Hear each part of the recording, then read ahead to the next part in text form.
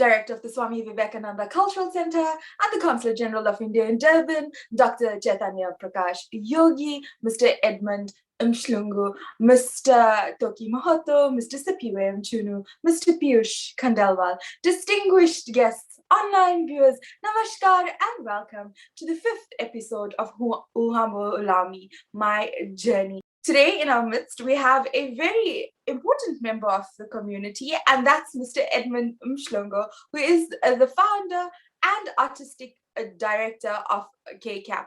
KCAP is the Kwamashu Community Advancement Projects, and indeed, he's going to be sharing his incredible journey with us. Today, Mr. Toki Mohoto will be interacting with Mr. Edmund Mhlongo. Toki Ji is a social activist and author based in Durban, South Africa. So sit back, relax, as we take you on this incredible journey of Mr. Edmund Mhlongo on episode 5 of Uhambo Lwami, My Journey. Welcome to episode 5 of Uhambo Lwami, My Journey, a web series where we profile legendary contributors to the social-cultural landscape of South Africa. As is per usual in our episodes, we normally feature iconic figures who have contributed immensely in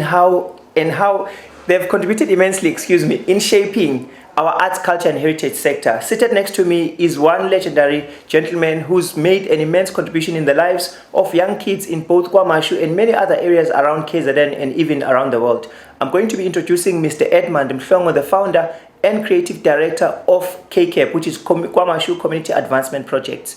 Mr. Mhlongo, thank you for... I did say I'm going to avoid English because sometimes it goes out the window. No, thanks so much, Mr. Mohoto. And it's nice to be part of your program, interesting program, My Journey. Thank you so much. We're going to be profiling his journey, obviously, but without going too much into detail, I would allow Mr. Mhlongo to make a brief introduction into who he is, where he comes from, and how did he come to found such an influential institution. When it comes to introducing myself, I think you need 3 days. But I'm Edmund Kosi Musgai Mhlongo.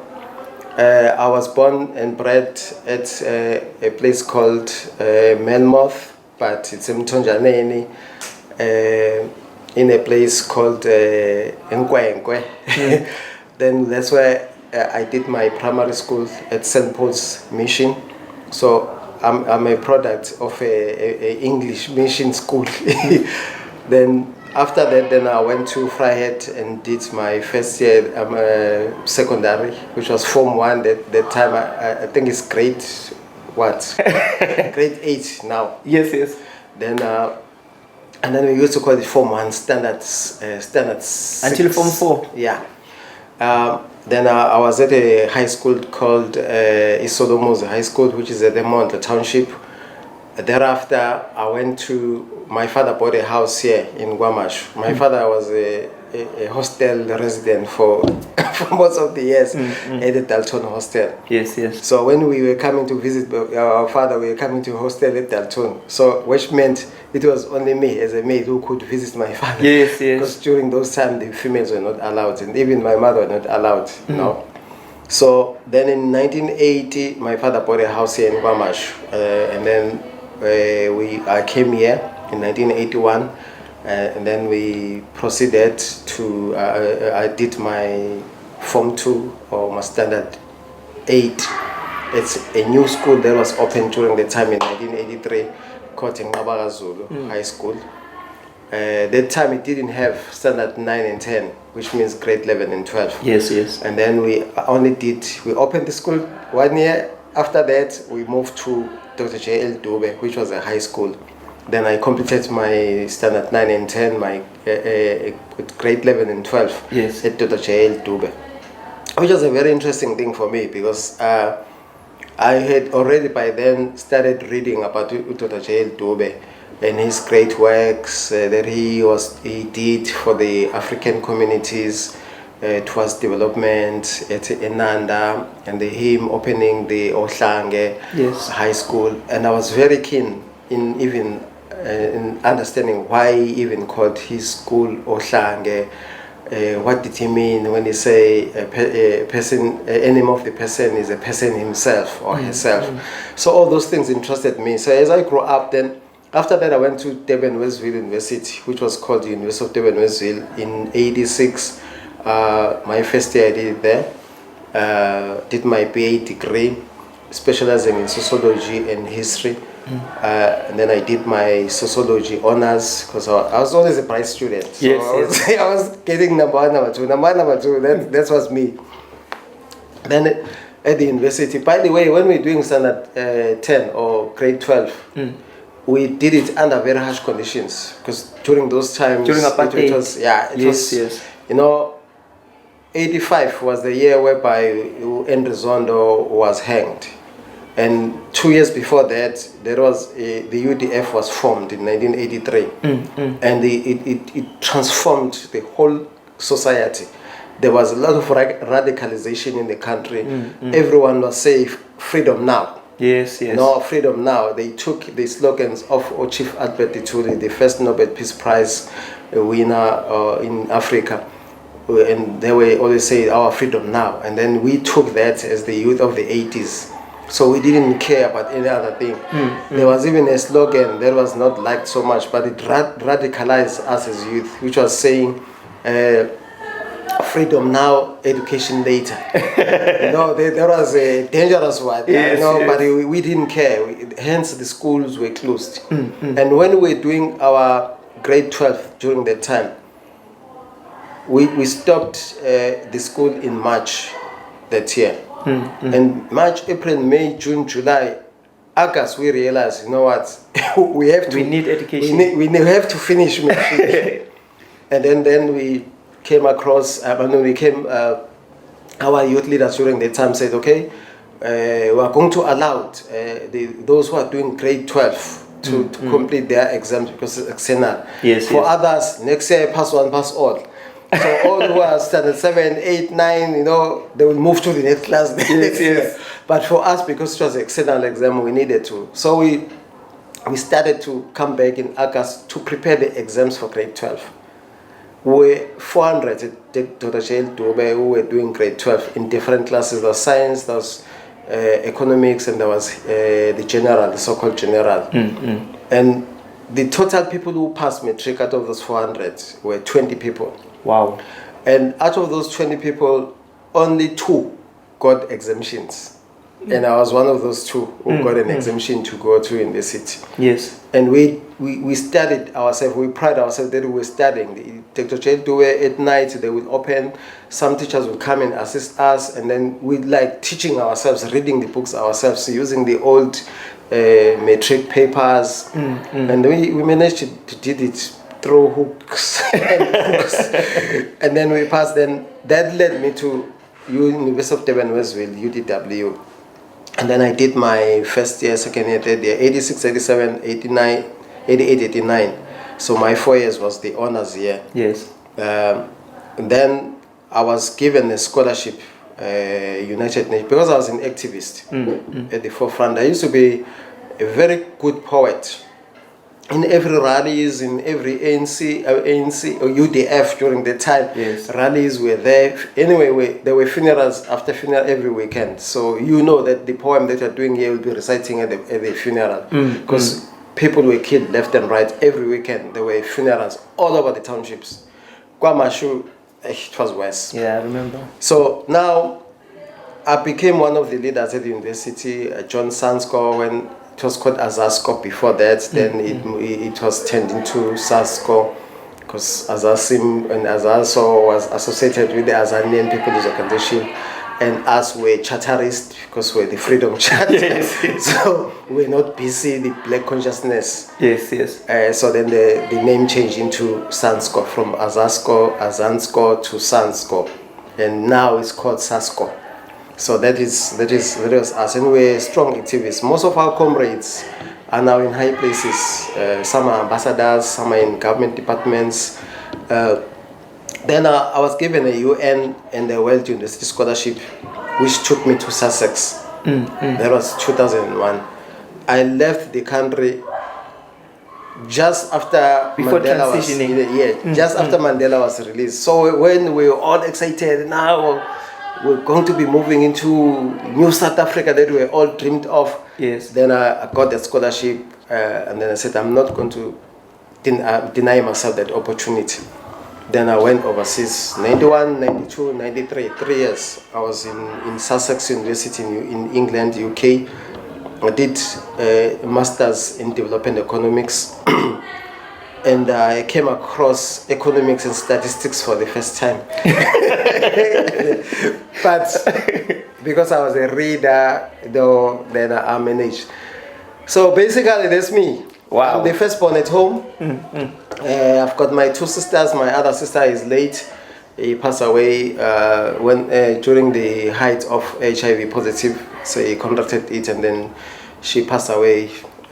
Great loss in the family, and also where she was married, because she was a regional manager of Itala Bank. But we lost her in 2008. I've got my other younger sister. We're not that much close, but we became close. Yes, someone who was, when we are siblings, there's a bridge, all this. Yes, you're not very much close to the other one. You're close to the other one who's there. And the middle one will always, So, small family like that, we 3. I'm sure, Mr. Mohoto, you've met my sister. Yes. My sister also contracted the cancer in 2016. But now, luckily, she survived. So she's a cancer survivor. So yeah, my parents are still alive. I'm a rural boy through and through. I always go there. So I think that's a long introduction. It was necessary, because it's going to lay a foundation for the few questions that we're going to have. It's very interesting, Director, that I refer to you as Director because you're still my direct. But you're my boss also. At one stage. Yeah. It's very interesting that for someone as educated and as influential as you are, you decided to come back where you were born and where you studied. What inspired you to make that transition or that conscious decision? Yeah, there were a lot of opportunities, especially there's a lot I can talk about during my stay here, being a student from high school to university. I don't want to talk about those because that's a chapter for another day. Yes. My involvement in the struggle, the undergrounds, working with the MK guys, what we were doing, but I don't want to talk about that. Then when I went overseas, what inspired me a lot was seeing things how things were done there. And it was, remember, it was the first time flying, first time everything. Yes. And seeing a well-developed first world country like that, where everything runs smoothly, and 2, we are not discriminated. Like in South Africa, there were places in Durban you couldn't go. Yes. I remember we were going to the beachfront one day, and we were walking along. There used to be Natal Command, where it was a camp of the soldiers here in Durban, just opposite the South Coast Casino. Yes. There. So as we were walking, and then I walk on the grass side of the Natal Command, just on the road, along the road. And the young boy, this Afrikaner soldier, came to me and grabbed me like this, grabbed me outside. Don't walk on my land, don't walk on my, So, and you were young at the time? I was very young. That was 82, I was still at high school, not even politically conscientized. And then I just laughed, So, and then you really could see the anger in the face. I was like, that this young boy wanted to do something terrible. And you could see that informed me that there were a lot that they were indoctrinated, those white Afrikaners, hate against blacks. About us. Just walking on the just because I was walking nearer to them where they were seated, then he just came in with the anger and then grabbed me and picked me and then throw me down there. And he just walk along. Imagine. But you couldn't experience that in England. You could see, actually, even the white girls, they like us so much.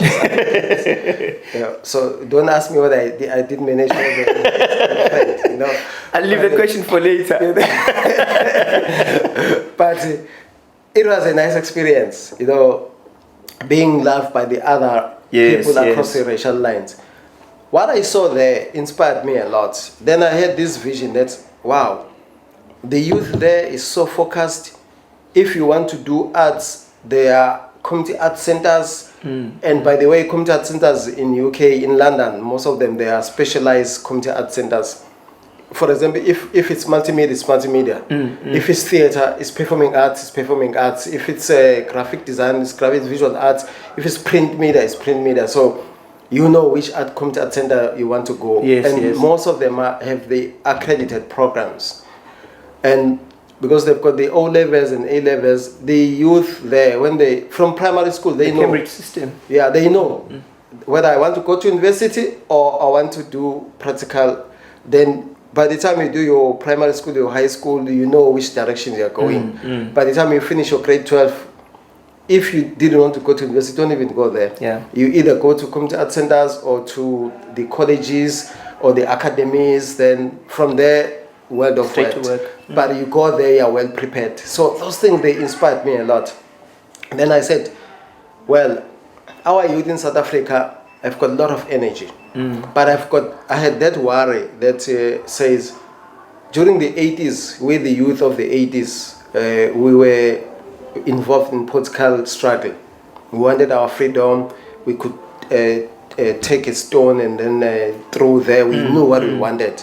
And we were using our energy, even though I was a soccer player playing a lot of soccer, disguising the politics. But you know, I could use my energy through sports. I could use a lot of my energy through politics. Yes, yes. Now, when the leaders came out and were released from prison, now there was a vacuum. They said, when Mandela's and Sue came up, they said, young people, thank you so much. You've done your work. You've conscientized people. Now the world knows the suffering of the country. No need for struggle songs. So now, hold on. We, the adults, are now taking over from Yes, here. yes. We are going to be negotiating for a country that you've been fighting for. There was a vacuum. And when I was there, I could hear stories that the youth is now getting involved in crime. Youth is now getting pregnant. Teenage pregnancy is rising. And remember, that was during the time where HIV/AIDS was Yes. starting to rise. In South Africa, the HIV/AIDS rate increased a lot between 1990 and 1994. That will tell you there was a vacuum. Young Yes, people, yes. they didn't have anything that they were keeping themselves busy with as compared to the 80s. During the 80s, you'll hardly get Activism every time. 80% African people who were HIV positive. Hardly. Even at universities, at tertiary institutions. But during the people where they were said, okay, hold on, we are now negotiating. I always regard that period as a most catastrophic period, especially for young people. Because post 94, 95, 96, and 7, you started to see people dying of HIV/AIDS, and just mainly young people. Then you can see now the AIDS of 90s, 91, 92 was getting matured in the bodies, and it was Spreading killing people, everywhere, and they were yes. spreading like that. So I had that ambition and inspiration that I want to come back and start a community art centers. But my community art centers, my art center, I wanted to be what I saw in Paddington Art Center, cultural, Rand National. You know, it's a combination of all those things. So ambitious. So what we see at Ekhamat Art Center today is a combination of different community art centers. Yes, yes. It's not one. But I said, I want to focus on one because people in the township would want to do a lot of things. I was inspired. I had the opportunity because when we were there, we were also trained on how to work for the government. We went to the civil service college in UK and also attended at Oxford University, being prepared how to become civil servants. Yes, yes. When we graduate, we're trained and prepared that the education that we're getting, we must take it back and go back to and impart the skills in South Africa. So there were a lot of opportunities. Like I said, I was very good in playing soccer. Yes, yes. In Sussex, I was one of the players. We had the teams as Africans, a team called Cape Tukara, which was including all the players from Cape Town, South Africa, Morocco, Madagascar. We had a very strong, powerful teams of Africans. Yes, yes. And there was also a university team, of course, dominated by the English people. But I was one of the few Africans who were also playing in the university team. I remember, I always laugh at this, and people sometimes when we tell people because they see now Brighton is now playing in the Premier League. We used to play with the Brighton while it was still playing in the amateur. Yes, yes. And they approached me and said they wanted to sign me. And the money allowances they gave me in pounds. Yes. It was so beautiful money.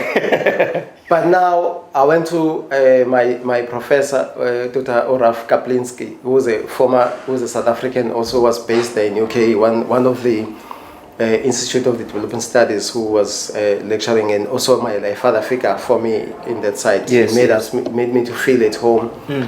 And then I went to him and say, now I've got this contract from Brighton. They want me to come and go and play.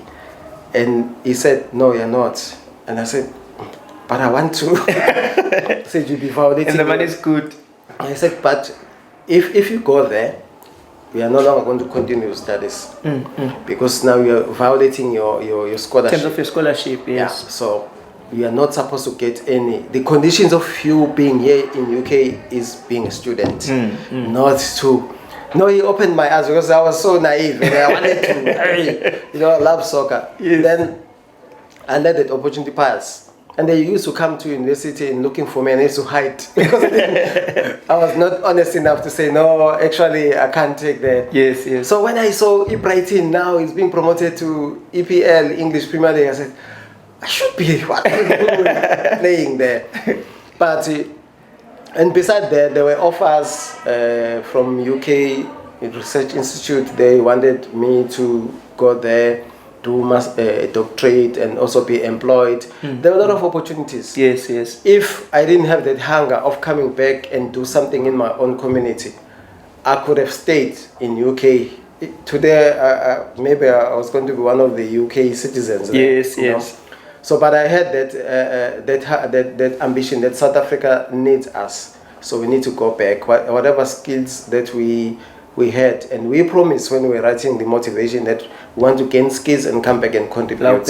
So that's a reason why I was not tempted to stay there, and I came back to South Africa and wanted to build a center in the community that was regarded as the capital city or town of crime.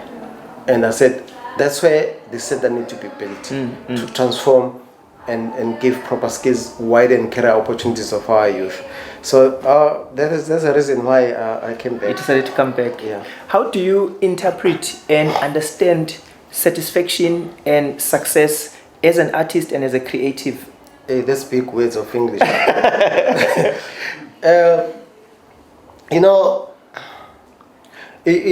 My philosophy, which is influenced by what I learned there, because when I was there doing my master's, I also I had an opportunity of doing other courses because I was an ambitious person. Yes. And also arts. I liked arts. Like I said, I was a poet and I used to write scripts and act and think I was one of the best. But whereas when I went to UK, I saw that I knew nothing.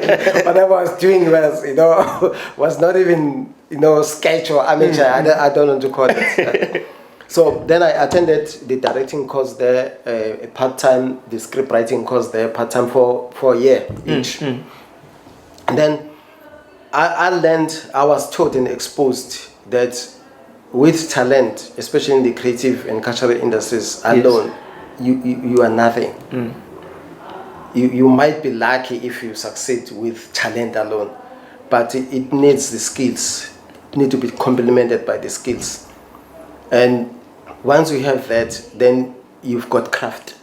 Because now the skills, you only get them through education, there's training or mentorship and everything. So talent, skills, training, education, you learn, and then that you turn that into craft. Yes. Then craft is what brings you food on your table.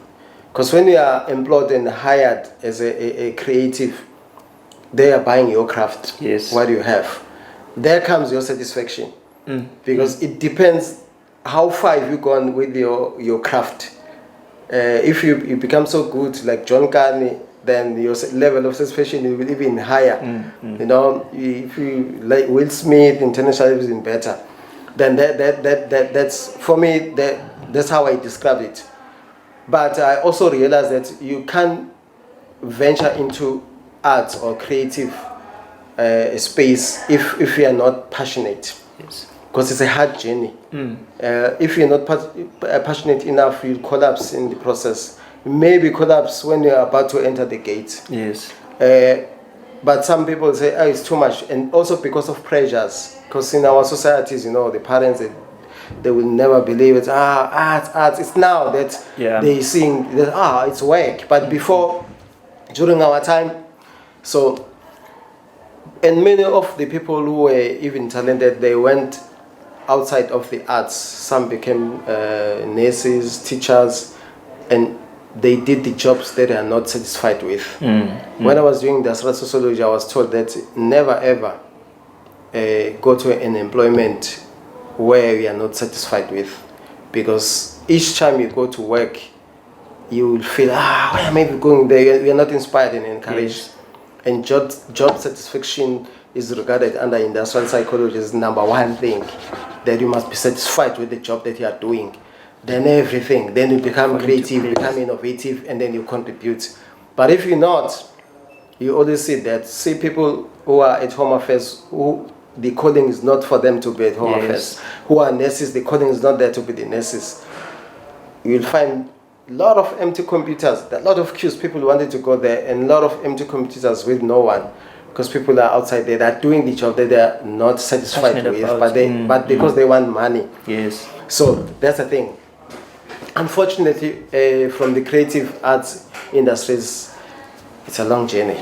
You need to develop your craft. Then once you develop your craft and become a specialist, there your satisfaction will come. Because whenever you go there, you go and negotiate with the producer at a stronger position. I'm a specialist. I'm a guitarist. You know, I'm a pianist. Therefore, give me what it is worth. Then I'll be satisfied. Yeah.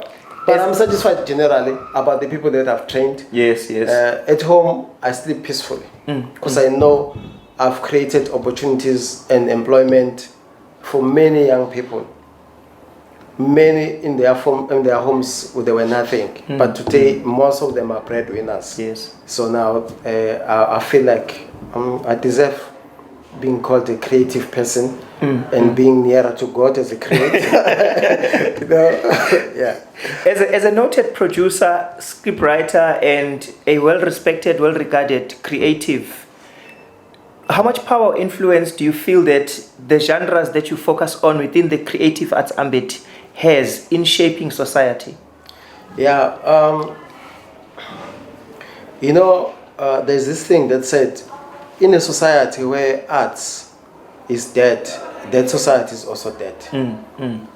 And I think during the times of the French Revolution, they used it a lot. The people who were killed during the time mostly were the creatives and artists. Yes. Because those are the people who have got the power to conscientize people, to awaken the people and point the wrong things. You see now, when you look at the new world order that is being forced to be created now, which is a problem. This new world order has suppressed, silenced the creatives. It's done purposely. Very true. You know, so for example, during your lockdown, the first people that are locked down are creatives, are artists. Because they knew, the people who are pushing for the new world order, that if we let the artists free, there, when you start saying vaccination, and we are saying vaccination experiment or trials, that means they are trialing with the people. If artists were not silenced, artists are going to be conscientizing people. Go take vaccination, as their scientists are saying, but they also listen to because when you go to theater, there is a face that is laughing and there's another face that is like this. Yes. So that face represents two sides of the audience. Somebody one of the people in the audience will be looking at the murder scene taking place there, and will be so like this and worried, you know, and the other person will be laughing and laughing and laughing, and you know, theater art allows that. Yes. If you draw a picture here and put it there are some people who are going to come in and enjoy it. Some it will evoke some emotions or something, and then the reaction will not be same. That's the beauty of art. It allows you the freedom of expression. Now, in the absence of arts, freedom of expression is suppressed. No one is questioning this experimentation, the trial vaccination, and the scientists are not making the secrets. They tell you, your JJ, your Astra, your whatever, Pfizer, those are experimentation trials, and artists will come in, trial to who? To whose bodies? Did I say yes or no? Now we're talking even about mandatory, you know, vaccination. It's a violation of the laws and everything. But the artists there will be some artists say, no, go vaccinate because of 1, 2, 3, 3, you know. But there's some will say, no, but when you do that, but be aware of this. Then people will have a choice of, okay, if I vaccinate, but I know. Yes. These are side effects, these are the things, or now I need to change my diet, I need to be eating this so that it won't be like this. Now you can't just be saying, go and do that thing. I'm just making an example of vaccination. Yes. Here I don't have any standpoint, so I'm just making a scenario example so that people will understand the power of the arts. Yes. And next to it, you know, they also, I'm not talking on behalf of the churches.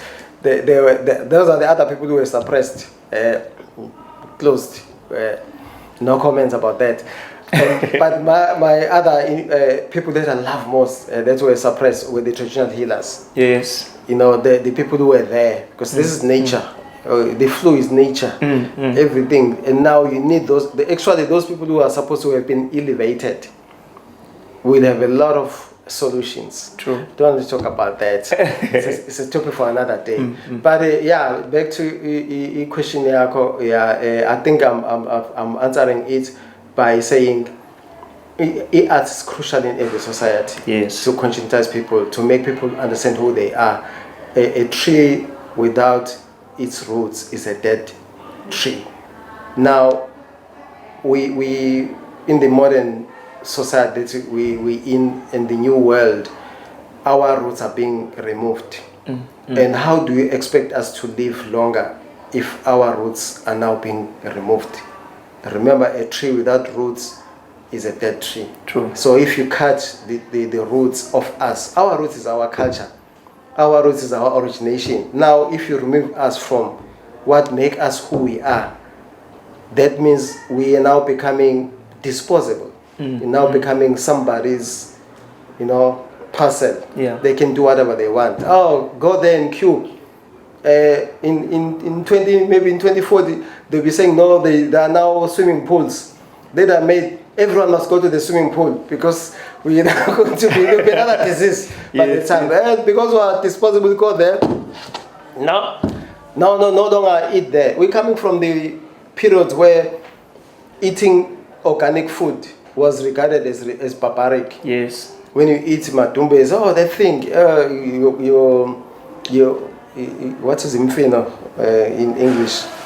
So English has left the room. So you know the like I would say spinach. Yes. That's what closely related. They sometimes call it leafy greens. Yeah. So, but those things were for the uneducated, for the people who are lower class. And now those people are living longer because of eating those things. True. Fast forward, now you've got Woolworths selling the very same thing that were regarded as nothing. Now it's highly expensive.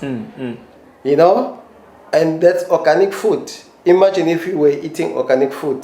This thing of the flu will be laughing at it and say, no. But arts plays an important role in a society. So we need to be encouraged. Actually, we need a lot of art institutions, art centers in community. In each and every community, there should be an art center. Then, I'm not sure whether some people like that. Because a lot of people will conscientize. in each and every community. Once you have an art center, my dream here was having an art center on the other side there. That Yes, you yes. must have a place in isiZulu, you call the isikod. A shrine almost. Yeah, there where people can go there and meditate. Artists are people who meditate, people who are very connected, who are spiritual. Yes. But you can't have an art center where there's no meditating places in an African way.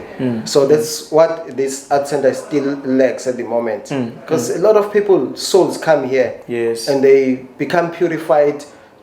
But sometimes some of them they have problems, and you don't have an isolation place where you can put them there, and then they can connect with the Yes, people. yes. You have evoked them through the arts. So for me, yeah. Stop me. Stop now. I'll stop you. Tell us about some of your most notable achievements. We know you've written quite extensively. You've produced world-renowned plays or theater pieces. What to you are some of the most memorable achievements that you've had? Mr. Mohoto, I'm still a child. Yes, yes. There are people who have done, when it comes to achievement, that's a name I don't want to associate with myself. I regard myself as a young child. I'm still words behind my ears. So, because I believe there's a lot that one still needs to Still can do. But while there's a journey that one has done towards that achievement, for me, achievement is far away, it's not here. So, I've created the path and the road as I was walking, and in between there are some other things people that regard as the achievements. But for me, I said no. Well, it's part of the journey. Yes, yes. I've done great pieces of work. Actually, when I started writing, especially for the theater side, I was so keen on the issues of children.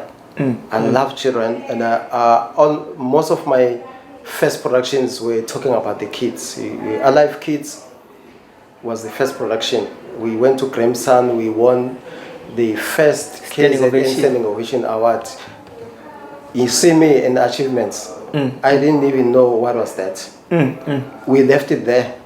Actually, my biggest friends, may he so rest in peace, Untsimbi, Andrew Yes, Makai yes. used to come here a lot. He was the one who called me after we've left as KCAP. Grandson was 10 days. Yes, yes. And because of the shortage of money, till now we go there for 1 week. Closer to performance. Yeah.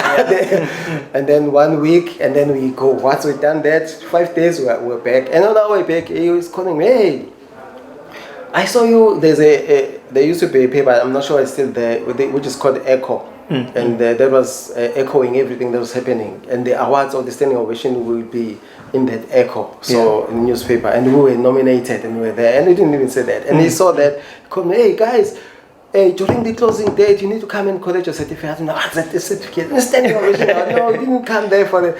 We come for, go there on my behalf. And we went there. They said, no, we need that person. Yes, yes, yes. And I never went back to collect that certificate. Wow. So they still owe me that one. We only collected the one for 2012 for Itemba Tattoo. So, but for me, my focus on raising issues of children. Then I did the Alive Kids. I went overseas, my first touring production that was so close into my heart. Yes. We then did, in 97, I did Cry Not Child. You could see from Alive Kids, which was about the street kids. Cry Not Child was about the children affected by war, mostly landmines, because landmines were killing a lot of people. There were a lot of kids that didn't have limbs, legs, in most of Mozambique, in most of Africa, all over the world. But those landmines were developed, some of them here in South Africa, but they were sent to those countries to destroy young lives. And I was so keen in that subject matter. Did that. He Save Our Children's Fund in UK commissioned us. Then we taught UK, took 30 kids there, stayed in England for 2 months with them. Wow. It was a first experience. Then came back in 2008. Then I was also commissioned by Christian Aid. They wanted me to do another show after seeing the Alive Kids and the Cry No Child. I did Our Voice, Our Rights, which is now talking about child labor, because they were campaigning about the issues of child labor, which affects most of the so-called third world countries, including ourselves. Then I did the research, put together the script, we taught again, 98, 99, came back, performed in South Africa. Thereafter in 99, I said, I've been doing so much what is very close into my head. I'm making myself a break. Because whenever we go overseas, people will ask you, hey, do you know, are you a Zulu? Yeah, we're Zulus. Do you know Shaka? Yeah, we know Shaka. Do you know Nandi? Yeah, but you know basic. And then I said, no. Most of our kids, when they go overseas, when they are asked about their own history and heritage, they know nothing. Yes, true. Then I started to research about Ushaga alternatively, not the Shaga Zulu on the TV. Yes. Then I ventured into that. It became a success. That one, for me, was one of my highlights because Mandela came in 2001 at the Johannesburg Civic Theatre. And the theatre was named, one of the biggest theatres was named after Mandela. But he had never went there to open it. But it was named after him. And during that time, he had retired as a president. And in 2001, he saw the production, and I got a call. The cast was in Joburg, and I was here. Because I would go and open the show and then come back and continue the work of KCAP as a community art center. So then I'm getting this call and say, hey, Mandela is coming tonight, and I'm here. Utolan Bajozi, who used to do a lot of work with him. Yes. So I grew him as a marketing person. He's now a manager of Ama Mbazo, Ladysmith Mbazo. So these are my footprints, you know. Yes. But I don't call them achievements. I call them, the footprints that we make and elevating the lives of other people. So then, for me, there was a highlight where the cast members, these kids, I always work with young people, young talent. I believe in young talent. You groom the young talents, you give it the platform, polish it, they act like professionals. So whatever they do afterwards, people come and recruit, it's fine. So it's not a problem. I don't sign people contracts. So I had some other community groups, they sign people 3 years contracts, some 10 years. Wow. For what? What is a contract? Do they even know what's a contract? And they stop people from joining other, I said, that's very wrong. But the spear is born. It really elevated my status as an artistic director in South Africa. Yes. And for me, but I didn't care. But I saw nominations there, people talking about me, TV, newspapers. I was focusing on the work. And even Isidro, I remember we were doing it at the Snedon Theatre, Elizabeth Snedon Theatre at the University, UKZN. And then Isidro, it said it's coming, because it was so excited to see the interviews that we're making and that we're talking at. Shaga was not a killer, Shaga was a unifier, Shaga was an innovator. And then he said, for the first time, that is Sido saying, I'm seeing somebody who really understand who King Shaga is as a nation builder and unifier of nation and everything. So then the royal family came to watch the production. There was another honor for me. So going to 2004, I did in Jablan South Africa Celebrate, which was celebrating 10 years of democracy, looking at the positive things. There was another milestone, because that one also was taken to all over the world, Malaysia, Bahamas, USA, UK. So they taught, and I was not on touring, but they were touring themselves. There was another milestone. During that period, then I was approached by the province. Yes. There was Undebele, who was a premier, and then they approached me. They said, "No, 2007 would be celebrating 40 years of the passing of Chief Albert Tuli.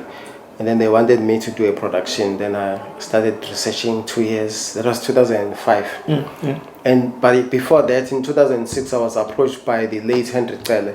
And he said, hey, Mhlongo, he came here. He said, I saw you did Ushaka. How did you do Ushaka without me? And you know, it was like a joke. He said, no, actually, everybody's talking about the Shaka that you did. And me now I performed the bad Shaka. But now I want to correct it with that Shaka. Can't you stage it, that Shaka? And he used to call me boss, can't you restage it? And I said, wow, being approached by, you know, the legend. Then I restage Ubayete Shaka. With him as now the main actor. With him now as the main character in 2006. Yo, there was a huge production. We had sold out at the Playhouse for the first time. Sold out for 2 weeks. So, but not even understanding that it was like we're giving him a farewell. Because after that, he is the last person who worked with us artistically. Wow. And we also elevated him because many people have forgotten about him. And after that, we approached international people. Hey, Henry Tyler, we want him to come. We've got a festival. He became busy now after that. But Kenta, you know, he succumbed to cancer after that. I even approached him in 2007 when I was doing Chief Advert to one among many, and said, Baba, come and do the lead character. He read the script. That guy was professional. And he said, you know what, boss? It's a beautiful script. But I don't think it fits you know, people know me as this type of person now. But that one, I know, let us respect Lutuli. Get somebody, boss. And it's the first time we're hearing somebody big refusing, but refusing in a professional manner. So, yeah, those are my highlights. The big ones were Madam President in 2009. That one created a lot of talks because it was philosophical and also prophesizing that one day South Africa will have a female president, just like Liberia with Salif Johnson had. Yes. And I was saying in the production, but there are things we need to sort before we had, because we've got a lot of cultural challenges that we have, and before we can achieve Madam President. And not knowing that, after that, even today, discussions and debates started to, you know, about having a female president. Even today, we haven't achieved that. So Madam President is still relevant. Madam President created the careers of like Osamge Umkize, who was Umabui in Sibai, a highly talented girl, that one. So, and Kukum Zobe, who's now with Mbeu, playing, those are highly talented kids that came here young. We groomed them through our training program, then we roped them in, because I believe in new raw talent. Yes. So, of course, Itemba Tattoo won the award at Gramson. It was a two-hander, and two of those girls, one is now with Lion King in Hong Kong. He's been there, I think, for 3 years now. And the other is now an established musician or singer who Piliso and Tintin. Oh, yes. Always hear his music in the Deep City. Is it Deep City? Yeah. The series. I thought, wow, yeah, you know.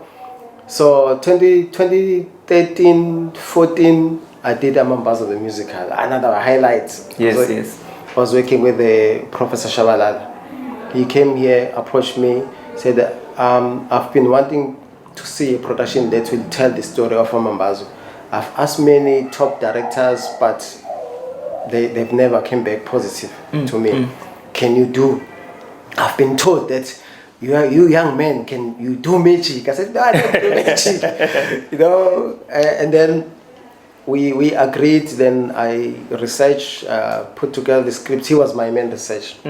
Interviewed him number of times with the Obama Mazibo, the old members, and the result was Amambazo, the musical, and beautiful production. He even created a company out of that, Amambazo, the company, which I think they're now running the business side of Amambazo. So, but I'm no longer there. But I'm happy that I created that platform. I enabled it through the production. Beautiful, powerful production. Currently, we're still doing Nandi the musical. One of my favorites. I knew you were going to say that. Nandi the musical, it's a powerful production. By the way, yesterday I was at Nandi Grave. Wow. We're rebuilding it. Because it's a very bad state currently, but that's going to be the issue of the past. We are creating a tombstone stroke monument, so you can see how big. So that when people go there, they will understand Princess Nandi, why his son elevated him as queen of the Zulu kingdom.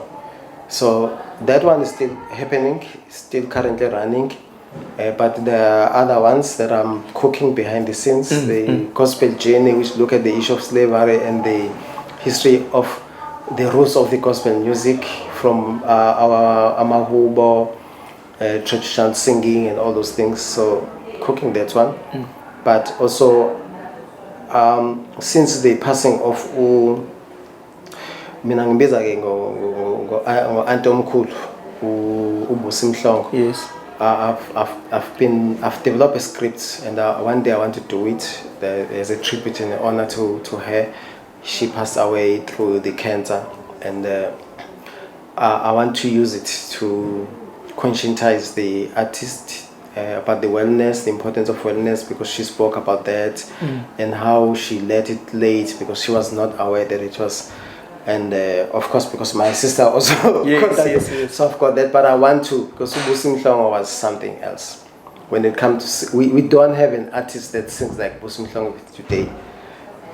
Hence, I said, achievement? No, we still have to discover. Until we discover Mhlongo, until we discover Miriam Makeba, even the living Letambole, who's a storyteller from amongst our creatives who can be associated or to we don't have. Yeah. You know? So up until we as community art centers, we do that. As creative who said we're grooming artists, we do that. Like the Dr. Mhlongo is still alive. Mhlongo is there. It's even today. Yes. So I think that's another person you need to interview in your journey. Definitely. In my journey. So yeah, we moving, as you know. We want to establish a Pink TV. We've applied to the ICASA. There's a process going in there. So we're hoping next time you'll be one of the producers in the Pink TV. Yeah, so because you know me, I like behind the scenes. Yes. So definitely. but I've seen you've started a very good program that you are doing. And then Thank you. Why not take it and running your own series, spoil it and kill it if you want. You know? So yeah. How do you separate spirituality from self-exploration? This man, Marcos. I have to go to that subject always because I think you rightfully stated to say artists are healers essentially, and I think it's a given that when you're an artist, you naturally become a spiritual person. But I think sometimes when you're in the industry and you're always creating, you often forget about the spiritual side and you focus more on I need to work, I need to earn a living. How do you balance the two? Hey, what's in that one? Hey, you know that one is a hard one. It's a difficult one, to be honest, because spirituality doesn't only affect you as an individual. It's also touch upon the people that we are associated with or live with, especially your family. Whereas if the people they are associated with don't understand the spirituality, because most of the people are religious people, and the religious has put people into a crawl where there are controls, there are rules. Before they don't have to do this. If I'm a Christian, I don't have to do this. If I'm a Muslim, I don't have to do this. If I'm a Hindu, I don't have to do this. You know, if I'm the Buddhist, I don't have to. If I'm, that's religion.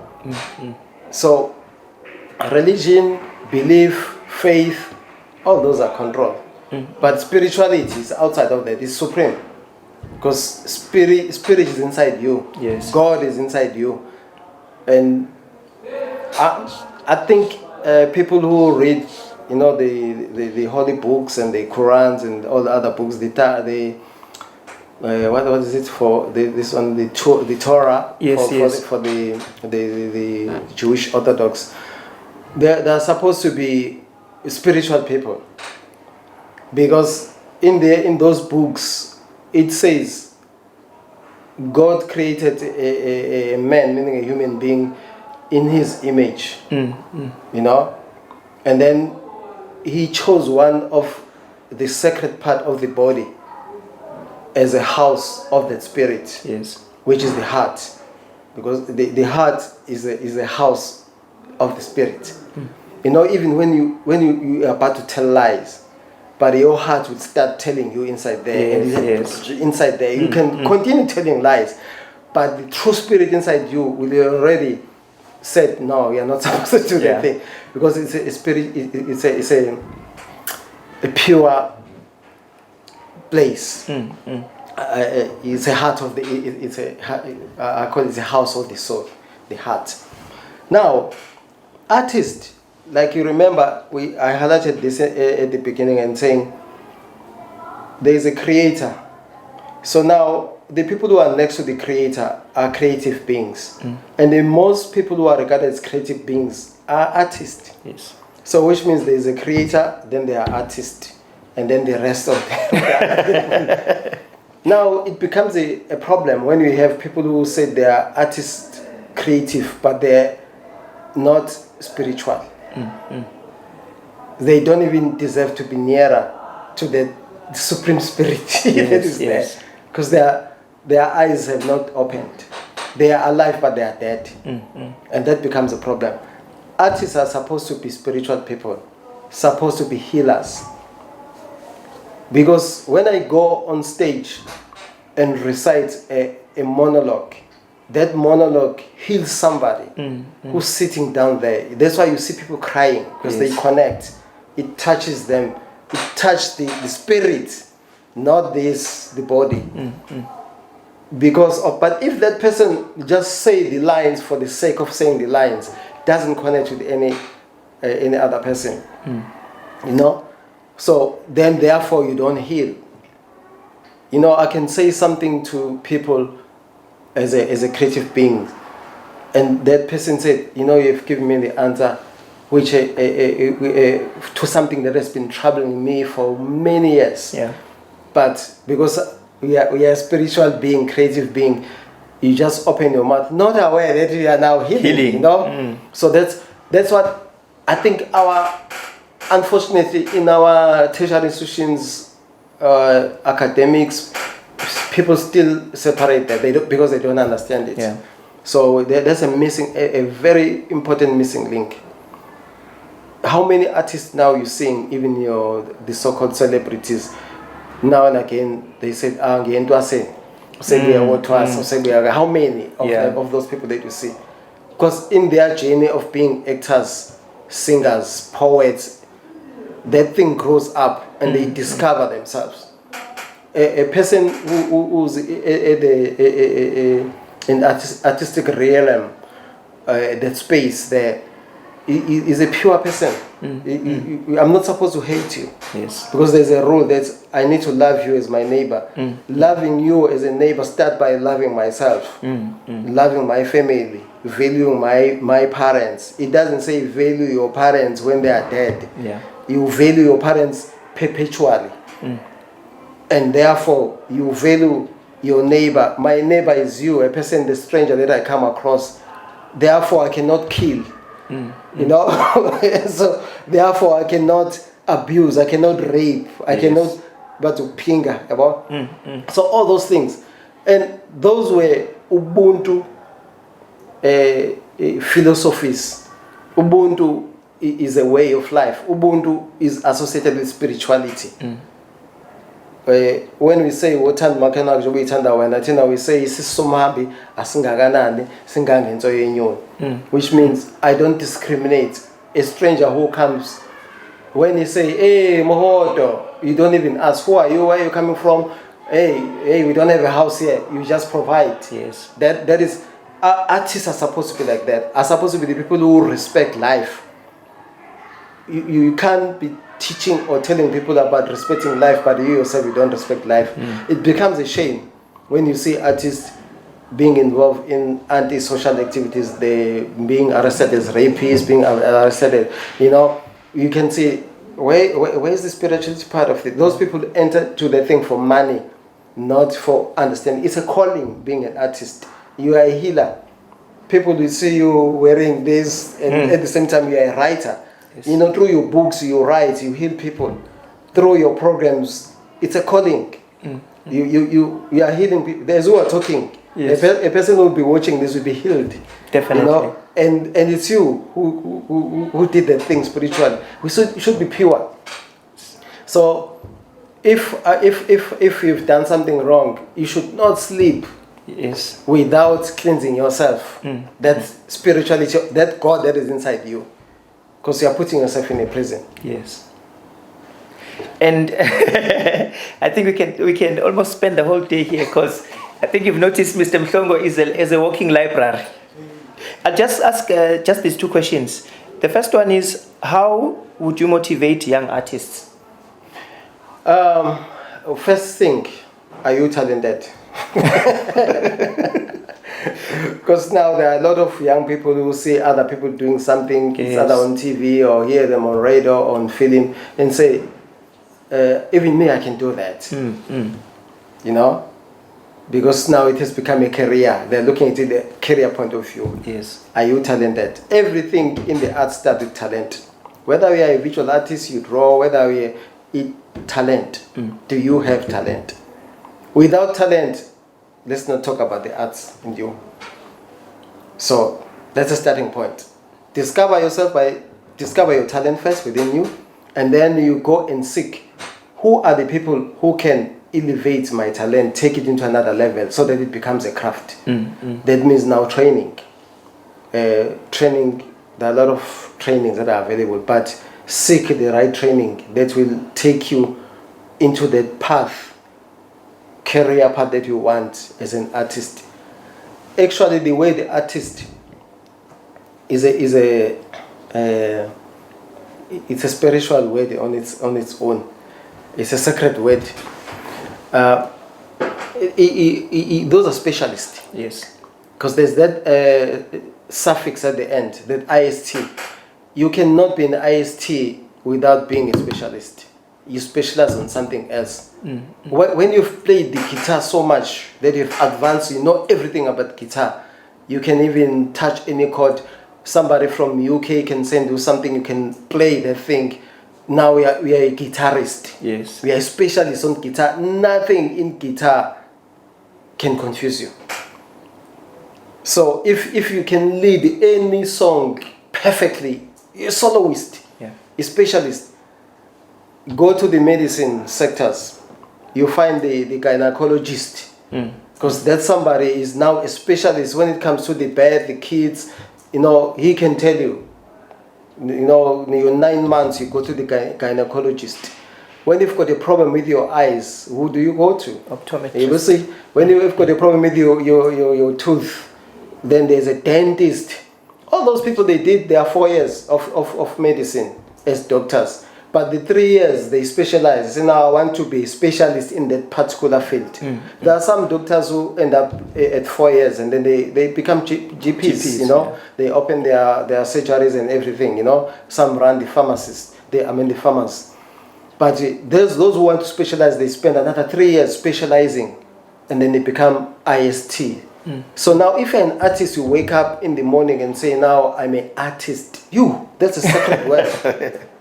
So I will advise and say to young people, discover your talent and seek the right training. Go to the right people, right institutions, not to the people who will see your talent and want to exploit it. Yes.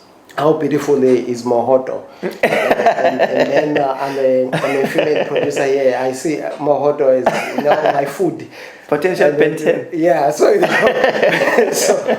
my advice is that knowledge is important. Information is power. But it's important to sift information. Because now in our Google world, there's a lot of information. Most of it is rubbish. You know, but then people go there. I saw in Google. That's why I'm doing 1, 2, 3. Rubbish. They are still living librarians today. Yes. The elders with the wisdom, who can take you through a journey, even with your talent, take you through to something else. You become something else.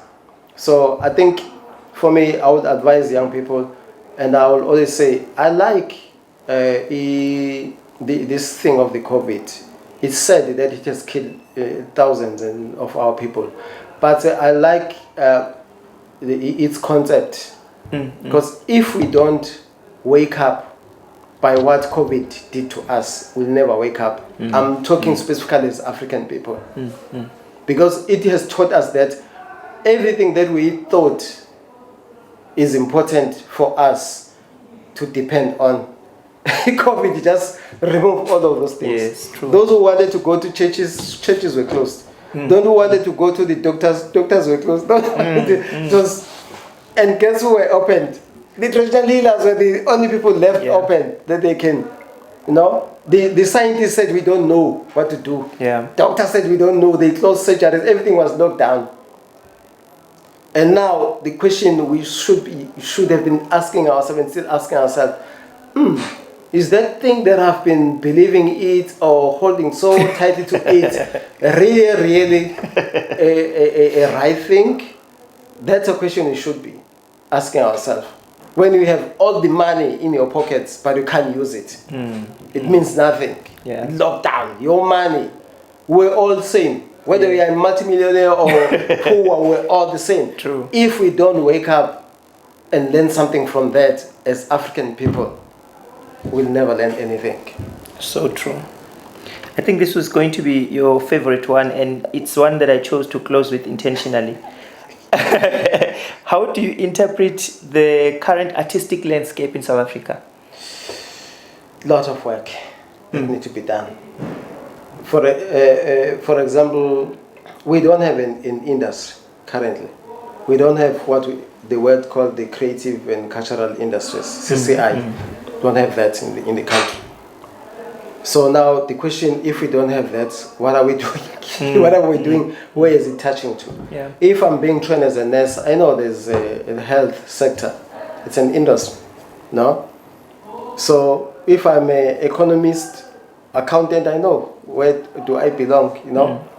But for us, especially, there's still a lot of work that needs to be done to even understand the 14 sectors of the cultural and creative industry. Yes. Because some people, when they say art, they no, it's singers, it's dancers, it's, you know, but it's more than that. It's fashion design, it's architect. Yeah. It's a behind the scenes. It's culinary art. It's you know, it's a lot. Fashion belongs to art. Architect. If today we can say, let's suspend for one day everything that is artistic. The world will survive. Close. Yeah. Because the architect said, don't go to my hotel, I design it. You know? So don't go to that building, don't go to that bridge, don't go, you know? Yeah. And once you're inside there, what do you need? You need to be entertained. Close the TV, no actors acting, no singing, no music, no nothing. The world will just stop. Yes. Even the people, what do you call those people who cook food? Culinary artists. Yeah. Those are the people, because they put things together artistically, you know. So we still need to understand that if we can reach that level as a country, imagine how many people who are talented. Majority of youth are artistic people. Yes. You will have the unemployment problem in South Africa 50% by investing. I always say, if the country can be brave enough and invest the same billions that they put when they were doing the 2010 World Cup, you would see this country rising.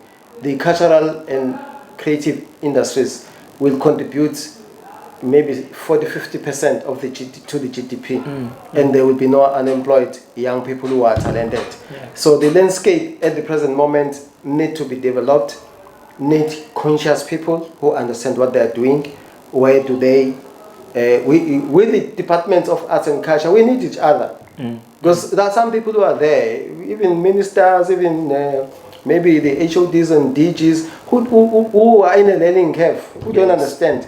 And we need each other because we, the people in the space, we can teach them. And then they can develop appropriate policies.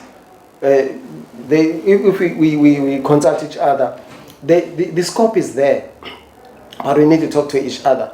It cannot be correct that when we lock down the country, we are waiting for the arts to be open in level 1.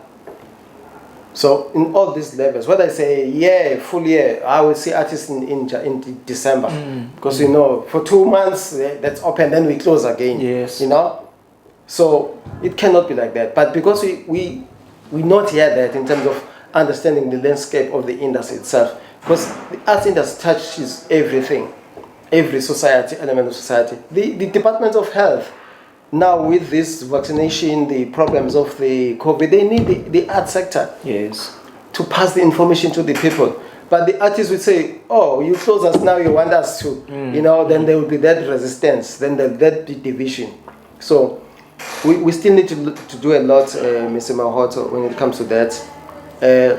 Traditional healers are artists, are creative people. We need those people. Look at the wear that they you know, the attire that they wear. Yes, it needs us as artists. But imagine if the artists would do those attires, those makabang, you know, those small nopkeris, if they are also spiritual people. They, you know, we're not supposed to go and cut a tree without requesting and apologizing to the tree.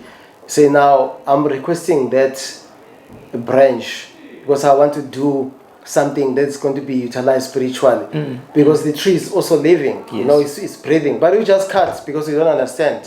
You know, so imagine if we've got creatives who are spiritually aware that us and nature are one, we are connected. So there's a lot we still need to learn. I don't want to talk about the heritage. We don't know nothing. I don't want to talk about us as Africans not understanding who we are as the people who brought the first civilization. You know, I don't even want to talk about that. But there's a long journey. The landscape that we need to create, it's a lot. And but I'm an optimist. I think we're getting there. Slowly we get there. We might not achieve those things during our lifetime, but we must plant a seed now, so that the generation that is here, that will come after us, will continue and make sure that the landscape of art is a respected landscape. On that note, we conclude our interview with Mr. Edmund Mhlongo, the founder and artistic director of KwaMashu Community Advancement Projects. You were watching episode 5 of Uhambo Lwami, My Journey, a series where we profile legendary contributors to the socio-cultural landscape of South Africa. Thank you for watching. Indeed. Thank you so much, Mr. Edmund Mhlongo and Toki for sharing that dynamic experience with us. We've got to learn so much more about you, Mr. Mhlongo, and also about KCAP and the dynamic work that KCAP produces and gives to us and the rest of the world. Thank you so much for sharing that insight with us. With that, we've come to the close of episode 5 of Uhambo Lwami, My Journey. I would like to invite Mr. Sipiwe Mchunu from the Swami Vivekananda Cultural Center at the Consulate General of India in Durban to render this evening's vote of thanks. Namaskar. Greetings to all of you. On behalf of Swami Vivekananda Cultural Center at the Consulate General of India in Durban, it gives me a great pleasure today to deliver a vote of thanks on episode 5th of the program, Uhambo Lwami, meaning My Journey. This is an online series of interaction with the legendary contributors to the socio-cultural life in South Africa. Now allow me to thank our online guest, Mr. Edmund Mhlongo, founder of KCAP, known as KwaMashu Community Advancement Project, and also he is an artistic director at KCAP. Secondly, allow me to thank Mr. Toki Mohoto, a social activist from Kwamashu also, who is having an interaction with Mr. Edmund Mhlongo. So now when I was listening to Mhlongo G, Edmund G, you know, your story, Mr. Mhlongo Njomane, is very interesting. You know, when we sit and listen to you, there is a sense in me that, you know, this time that was allocated today, it was very short. So hopefully, director, next time we'll give you more time so that we can learn, you know, and enjoy the good stories that you are telling us this evening. So to Mr. Edmund Njomane Mhlongo Baba, thank you, Siyabonga kakhulu, and Toki Mohoto Baba, thank you very much for what you did this evening. We really enjoyed the interaction. To director of the Swami Vivekananda Cultural Center, Dr. Chaitanya Prakash Yogi, Sristi Harinarayan, Sri Piyush Kandirwal, Danyavat for taking part on today's program. To all our online participants, we like to say Danyavat for taking part on today's program. You are kindly advised to visit ICCR in Durban Facebook page for all cultural updates organized by Swami Vivekananda Cultural Center in Durban. Once again to Edmund Mhlongo G Njomane, Siyabonga kakhulu Baba. To Baba Utoki Mohoto, Siyabonga kakhulu Baba. To all of you, have a wonderful evening. Namaskar.